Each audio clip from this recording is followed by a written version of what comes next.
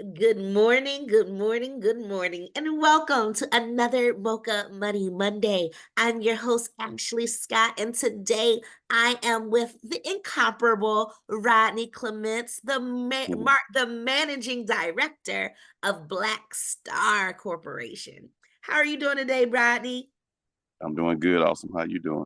I'm doing wonderful. I'm excited to talk a little bit about the great things you're doing with SIP panels and all of your experience doing green development and working with the private and public sector to put out some amazing projects for our communities. So, if you could tell the people, remind them who you are again, what Mhm. SIP products are, and how they can really support green development in our local communities. Oh yeah, for sure. Thanks for having us again. We greatly appreciate it. My name is Rodney Clements, Managing Director of Black Star Companies. Like you said, and we're part of an organization who's uh, building and changing a society based on a proprietary product called a SIP panel. A SIP panel is just simply a structured insulated panel, and it gives you the opportunity to get some huge benefits on the eco side, and not only on the eco side, touching down in your pockets. One thing we realized is that people were losing their homes because they was unable to afford utilities. So that's really what got us into space because we spent 80 years combined experience building traditionally, and traditionally started to get tiresome because we started to see the same trends. And our biggest fear is what we experienced in 2008 in the housing industry and in the market. And we wanted to try to get away from it. So we wanted to find something that we could get our hands on that could be easily integrated into society and also help usher into something new into the world that we live in. And that's where we came into the SIP industry. And the SIP industry has just been an amazing industry to be a part of. And we're just blessed and honored to be here. So, what types of projects have you been working on, Rodney, as it relates to SIP? And what makes SIP green? Great question. Great question. The most recent project that we're working on for the viewing audience is a project located in Pritchard, Alabama. It's a housing development that's built for veterans, and it's built by veterans. So that one touched home with me a lot. With 17 years of military service, it's always been something I wanted to do is not only give back to home, but give back to that veterans community. Now, what does green look like? It's more efficient. A lot of times when you think about cooling your home, we struggle in the summers and we struggle in the winters, and we usually have those AC units. I'm talking about pumping out full air, and in the summer, and then we have it, heating our home. But if we ever consider how to make your house transition with everything being smart, with everything being modern, with everything changing the dynamic, why haven't we changed from a wood technology building material? Now we've always seen the brick, we've always seen the steel, but we haven't really had an opportunity to see something that's almost one with Mother Nature. Magnesium oxide or MgO, magnesium oxide or MgO, is not new.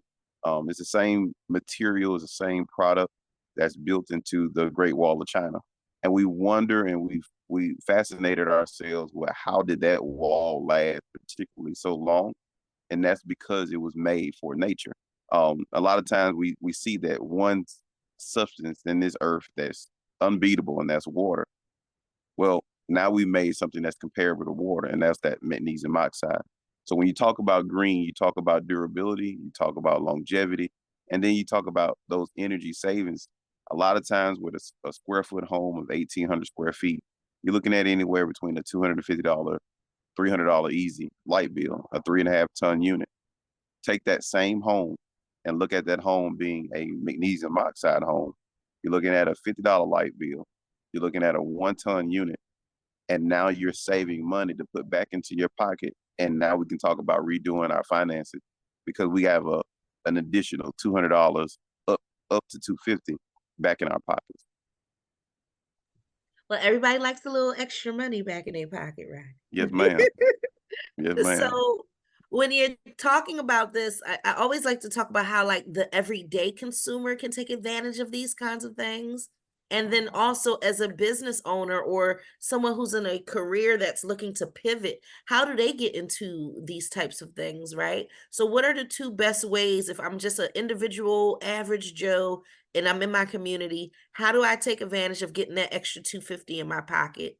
Or if I'm somebody who wants to pivot and maybe expand my opportunities, how do I take advantage as a business person when it comes to these types of projects? Great question. Great question. Now, I do um, want to address the first one. And Okay. I think the first one is the most difficult. Being in the business world of it is a little bit easier. However, being a current resident in a traditional built home, we have what's called retrofitting.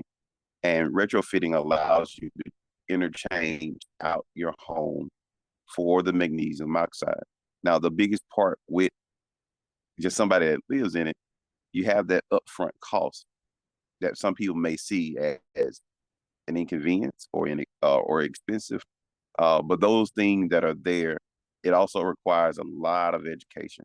How do I now hang my pictures? How do I now hang, my chalkboards? How do I set my office up? And a lot of those things, you kind of have to jump those hurdles. But for the most part, if you're a new incoming person with a traditional home and say, hey, I want to transition to SIP panels, um, it is an easier way to get it done, and that's retrofitting. You don't have to destroy your current home, but what you'll do is take those inside sheetrock panels, and then we'll replace those with magnesium oxide board sheet panels. And then over time, you can gradually replace maybe the exterior, the interior, and then your facade. And then you'll have a magnesium oxide home without taking away from your home. Now, does it allow you the same resiliency? Is actually more. And does it give you the same look of your home? And that's always a concern too. Hey, will my home look the same? Will it look like a box? Or how can I get curves and how can I get appeal from my streets? Those are still very much so possibilities too. We have so many molds that it gives you an opportunity to have siding if you like to, stucco if you like to. So those variations are there. And I think the market, generally speaking, for someone who's currently in a home and just want to transition, is a matter of education. And then, of course, hey, where's your budget? And where's your budget? Does your budget up front look like it may hurt? Then look at the long-term plan. 30 years from now, how much you would save versus how much you would spend.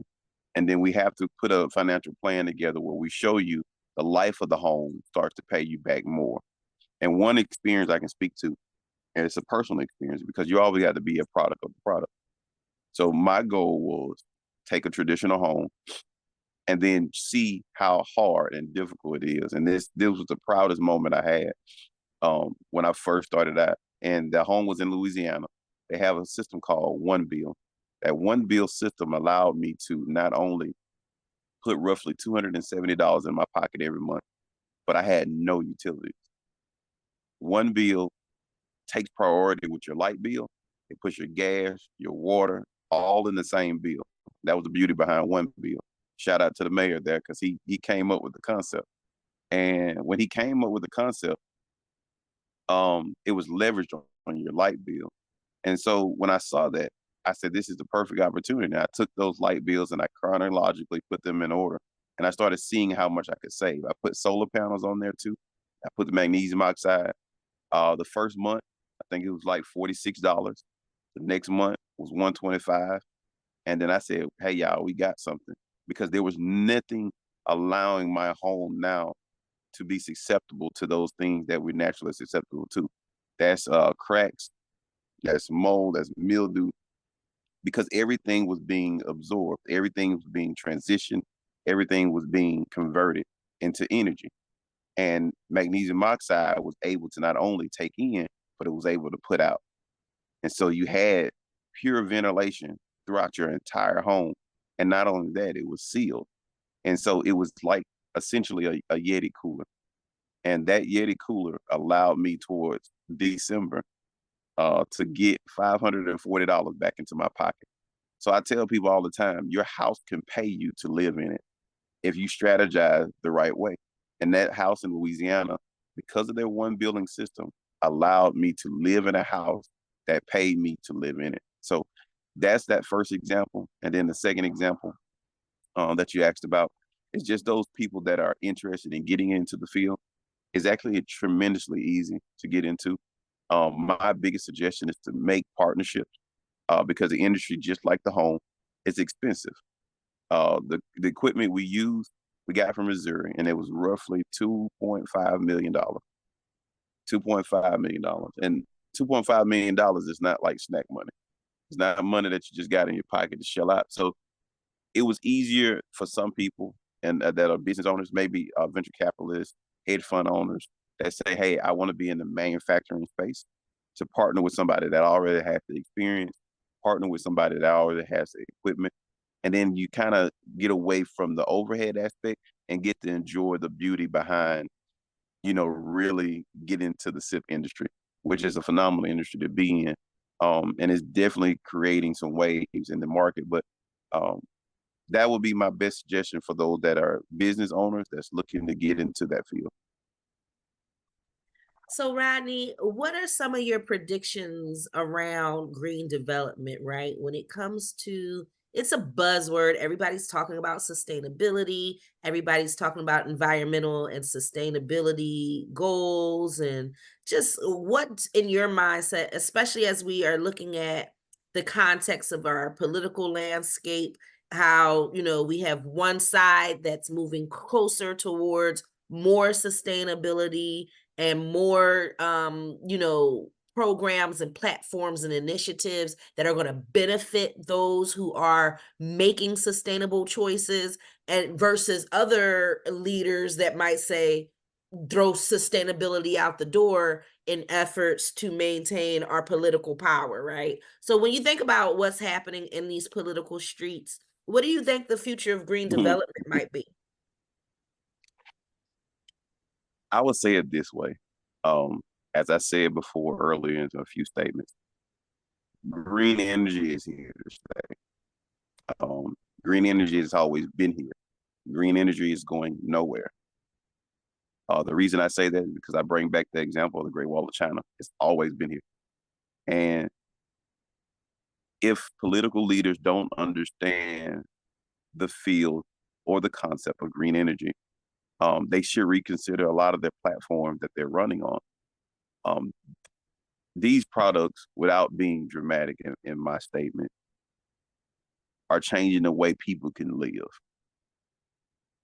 It's changing the way we build, and it's expediting the process of creating roofs. If you just keep it simple, it's expediting the process of putting roofs over people's head.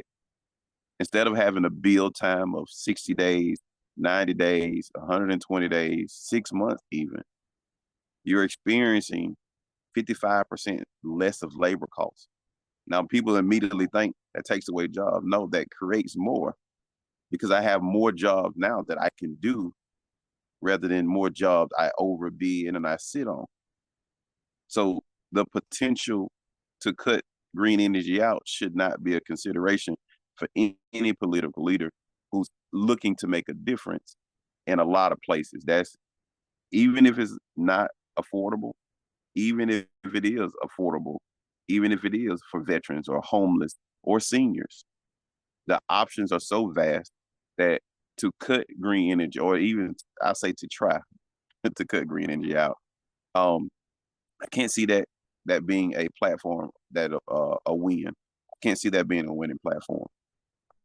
Most political leaders understand that green energy has been such a game changer. It's created companies like we know and love, like Tesla. And if you get away from a supercharged car, what do you have next? They're already moving in the direction of, hey, how can we get the same green energy to take us out of space? How can we get the same green energy to give us more efficient lifestyles? And they're not talking about just a car. So they want it to also operate your home. So Tesla now provides a Tesla home.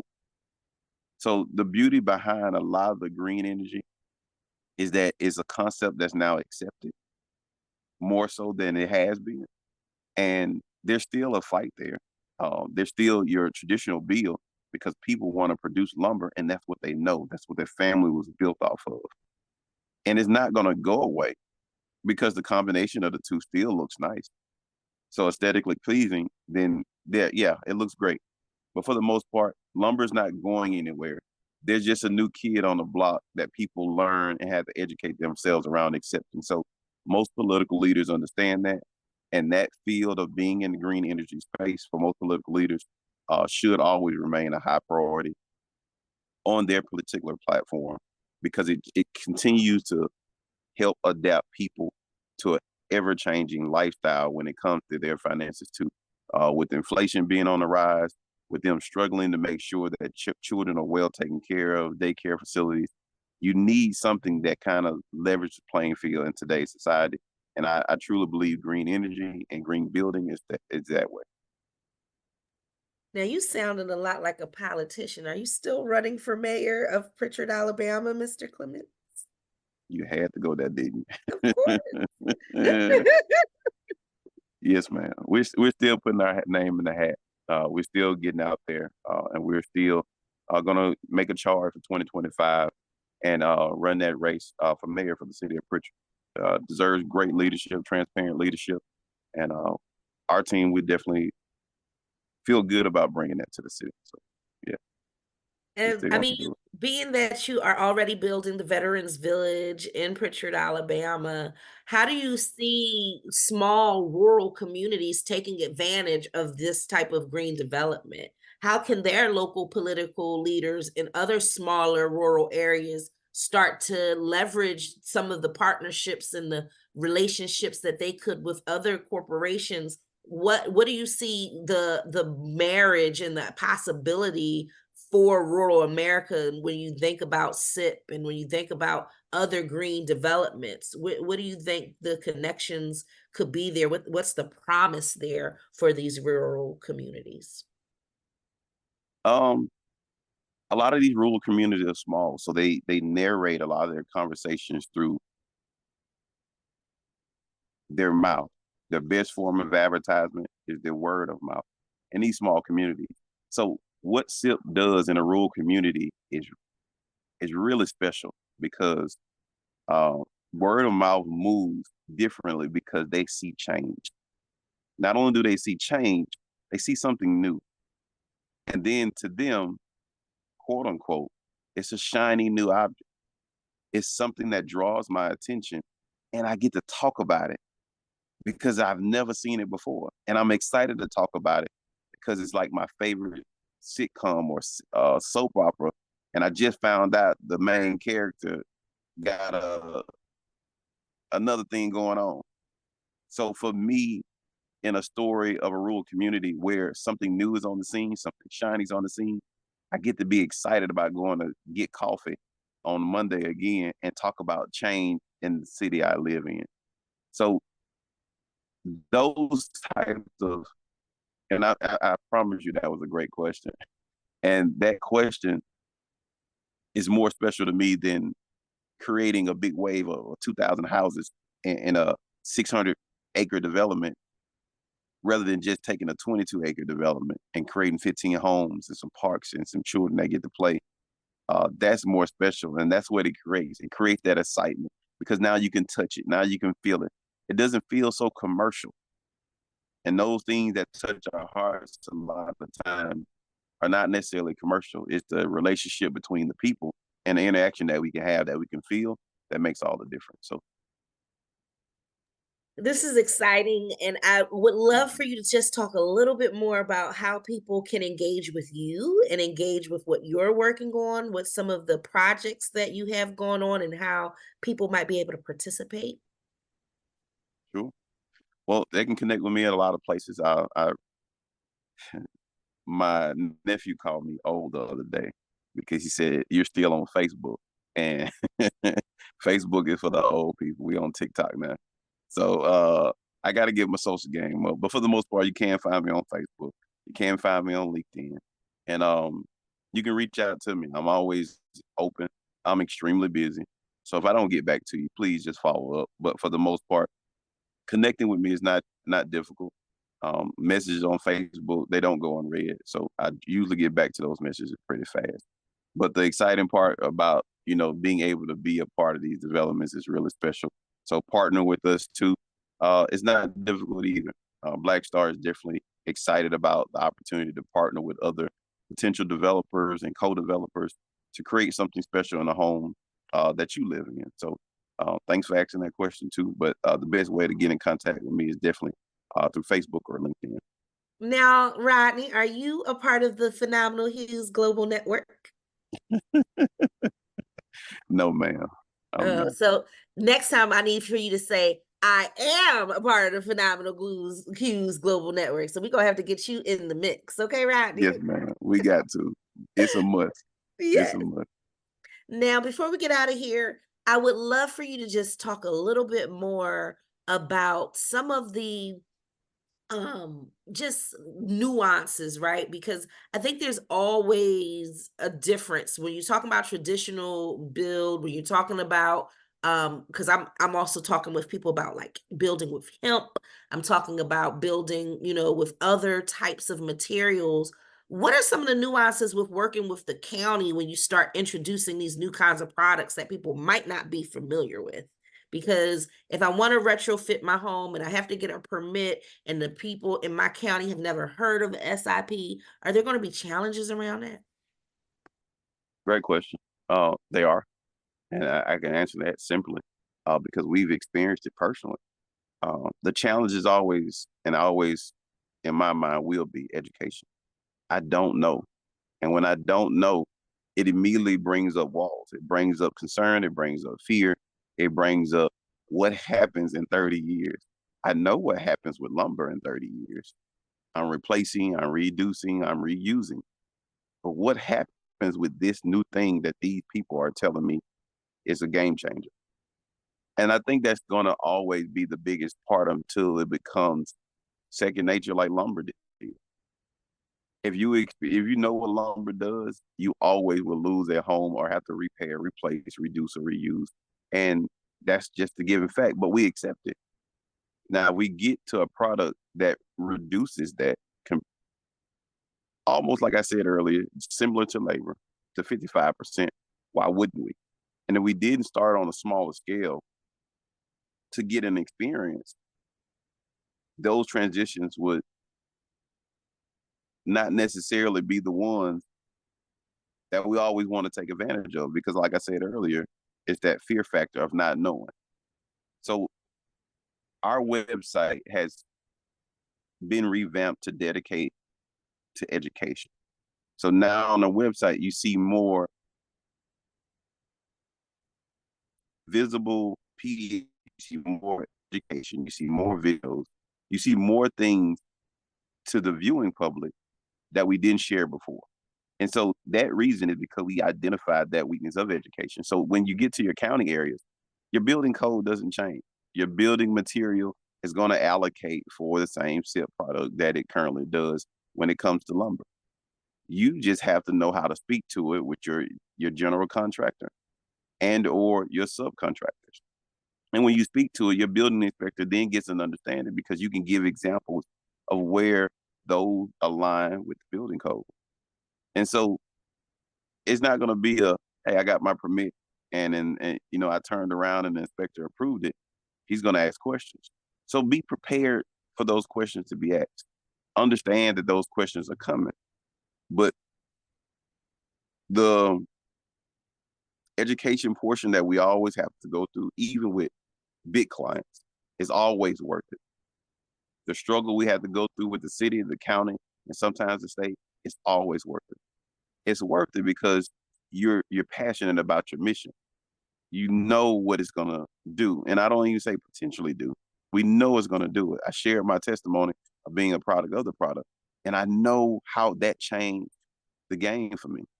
And it feels good to turn a light on and know that light is putting money in your pocket that you can now do something different with, whether it's something as simple as taking a family member and paying their light bill. So when you know what you know, and you experience what you experience with SIP panels, and you're dealing with your city, your counties, and your local government to try to get permits, be, be prepared for the questions to be asked, and they're the same common questions. So after you get through a few of them, you feel better about it. Some of those walls stuff come down, some of that fear goes away, and then you become just as passionate, if not more passionate than I am, about how you can change yourself, your community, and the areas around you. So it is a fight. It is not an easy one. I will not take that away from it, but I tell you now, it's definitely worth it. Well, thank you so much, Mr. Rodney Clements, for being here with us and teaching Yes, us ma'am. a little bit more about SIP and your company, Black Star Companies. And thank you so much for the work you're doing in the green space because it definitely does not go unvalued. We value what you're doing to bring education and advocacy to the green development space. So thank you so much for being here today. Definitely. Thank you for having us. We really appreciate it.